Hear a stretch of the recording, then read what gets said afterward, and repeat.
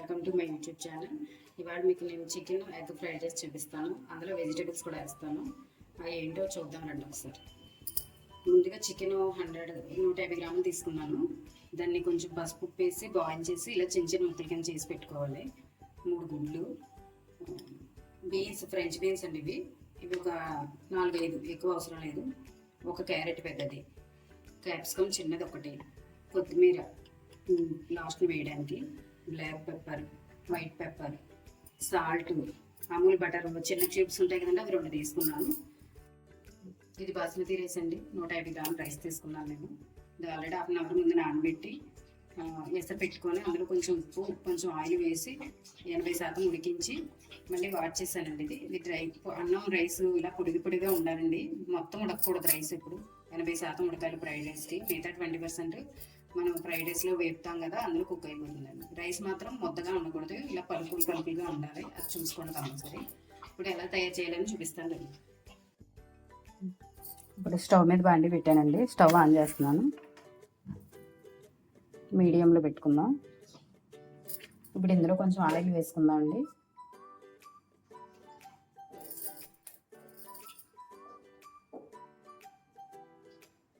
ఒక 4 స్పూన్ల వరకు పడుతుంది ఆయిల్.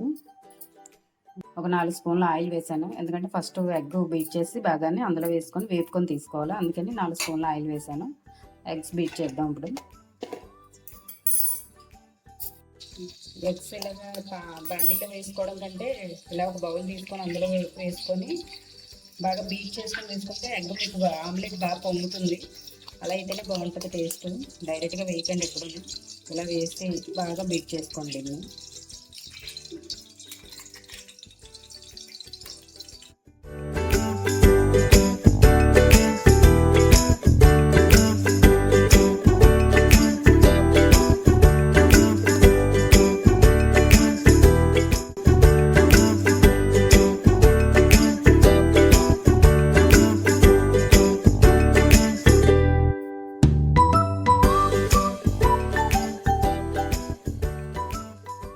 ఇప్పుడు ఇది ఒకసారి కలుపుకోవాలండి.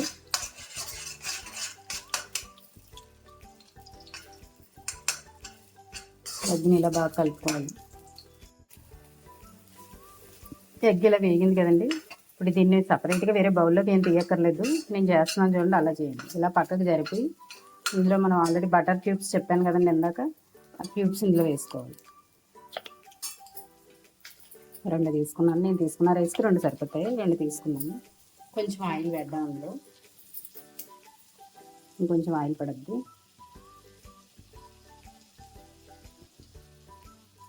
బటర్ వేసుకుంటే టేస్ట్ బాగుంటుందండి. మీకు అచ్చం హోటల్స్లో ఎలా ఇస్తారో అలా వస్తుంది ఫ్రైడ్ రైస్. తప్పకుండా ట్రై చేసి చూడండి. ఇది మెల్ట్ అవుతుంది చూడండి బటర్. ఈ ఆమ్లెట్ ఇలా పక్కకే ఉంచండి, అదేం మాడదో ఏమవ్వదు, అలా ఉంటుందంటే. మాడిపోద్దని ఏం కంగారు పడద్దు. బటర్ మెల్ట్ అవుతుంది కదండి, ఇందులో ఆల్రెడీ బాయిల్ చేసి పెట్టుకున్న చికెన్ ఉంది కదా, ఇది వేసి కొంచెం వేపుకుందాం.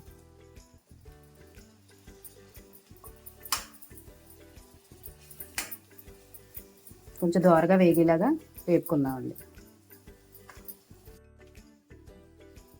చికెన్ చూడండి ఇలా వేగుతుంది కదా, అప్పుడు ఇంకా కొంచెం వేగాలి. ఇప్పుడు ఒకసారి ఆమ్లెట్ చికెన్ మొత్తం కలిపిద్దాం. మొత్తం కలిపి ఒకసారి వేపుదాం. ఇందులో కొంచెం ఉప్పు వేద్దాం.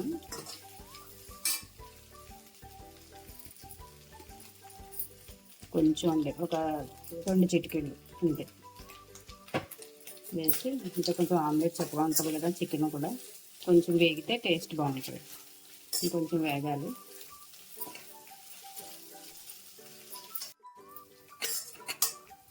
ఇప్పుడు ఇది బాగా వేగిపోయిందండి.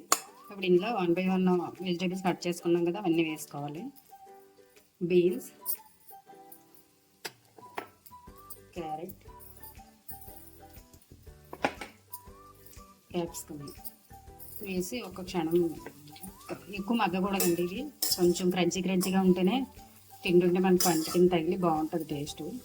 ఎక్కువగా మగ్గనివ్వకండి, జస్ట్ ఒక 5 నిమిషాలు చాలు. మంట మాత్రం మీడియంలో పెట్టండి.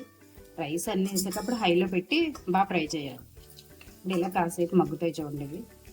ఇందులో కొంచెం ఉప్పు వేసి మగ్గబెడదాం, ఎందుకంటే ఇందాక వెజిటేబుల్స్ వేయలేదు కదా, లైట్గా కొంచెం ఒక పించ్ ఆఫ్ సాల్ట్ వేసి కొంచెం మగ్గబెట్టు.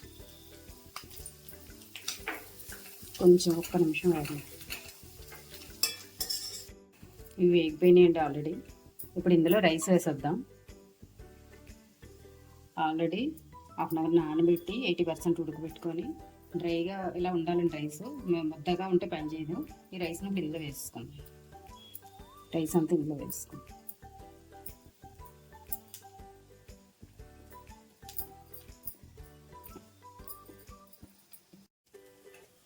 ఇప్పుడు ఈ రైస్ అంతా వేసాం కదండి. ఇందులో కొంచెం పెప్పర్ పౌడర్ అంటే ఒక హాఫ్ స్పూన్ అండి.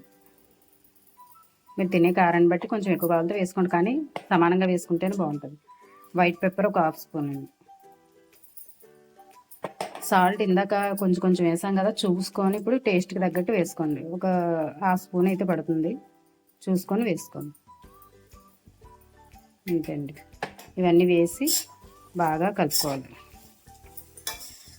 ఫ్లేమ్ ఇప్పుడు హైలో పెట్టుకోండి. మీకు హైలో పెట్టుకొని ఫ్రై చేస్తే రైసు స్మోకీ ఫ్లేవర్ వస్తుందండి. అదే సిమ్లో పెట్టారనుకో అసలు స్మెల్ కదా ఏమీ ఉండదు. హైలో పెట్టుకొని చేయండి, స్మోకీగా వస్తుంది స్మెల్ మీకు. ఇలా మొత్తం రైస్కి ఉప్పు, పెప్పర్ ఇవన్నీ బాగా పట్టాలి. వైట్ పెప్పర్, బ్లాక్ పెప్పర్ ఇవన్నీ వేసాం కదండి. ఇవన్నీ బాగా పట్టేలాగా హైలో పెట్టి బాగా వేపుకోవాలి. అప్పుడే మీకు మంచి స్మోకీ ఫ్లేవర్ వచ్చి టేస్ట్ చాలా బాగుంటుంది మాకు.